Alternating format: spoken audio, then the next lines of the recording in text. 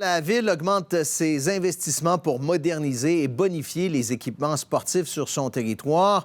Bon, Olivier, notre travail, c'est de mettre les choses en perspective aussi. On parle de 80 millions de dollars d'ici la fin de l'année et précisons que c'est une année électorale.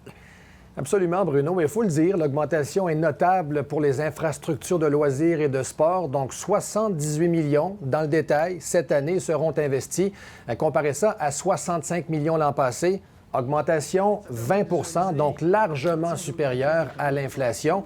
Qu'est-ce qui se passe? Bien, il y a beaucoup de projets qui s'ajoutent, de simples projets dans certains cas. On parle d'ajout de balançoires dans des parcs, de modernisation d'infrastructures existantes, mais il y a aussi des ajouts nets. Là. Pensez à la nouvelle patinoire couverte qu'on va avoir, couverte et réfrigérée dans le nord de Charlesbourg. Ça commence la construction dans quelques jours. Et il y a aussi le fameux centre de curling qu'on attend dans le Bourgneuf.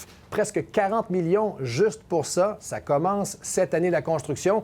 Et le maire est critiqué pour ça. Certains lui reprochent de ne pas avoir su faire atterrir de l'argent des paliers supérieurs pour ce projet-là, parce que la ville assume tout. Le maire Marchand se garde de critiquer le gouvernement Legault, mais défend les choix de la ville. Ils sont là, ils doivent être plus là, puis on espère que les prochaines années budgétaires vont leur permettre d'ajouter. Bien oui, le contexte du Québec est difficile, mais ça n'empêche pas la Ville de Québec de dire « je prends soin de mes citoyens ». Puis être actif, ça commence d'abord par avoir des options, des choix, puis la Ville de Québec va vous en offrir des choix. Et Olivier, on disait qu'on était dans un contexte de campagne électorale. On le voit avec Jackie Smith qui dit « le maire Marchand est trop proche des promoteurs immobiliers ». Même chose pour Sam Hamad. Voilà, donc c'est de bonne guerre, mais on voit clairement, Bruno, que Jackie Smith veut se présenter comme la candidate de la gauche progressiste dans la prochaine élection municipale. Et qu'est-ce qu'elle fait, Jackie Smith?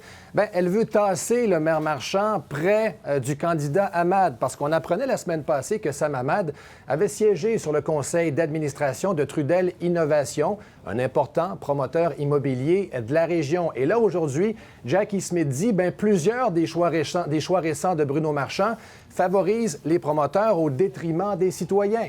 Elle pense entre autres à l'îlot Dorchester. Le projet qui s'en vient là dans Saint-Roch va atteindre 17 étages. Le zonage en prévoyait 10. Rappelons-le. Il y a aussi le boisé des Châtelles qu'on va développer, le tiers du boisé qui sera développé.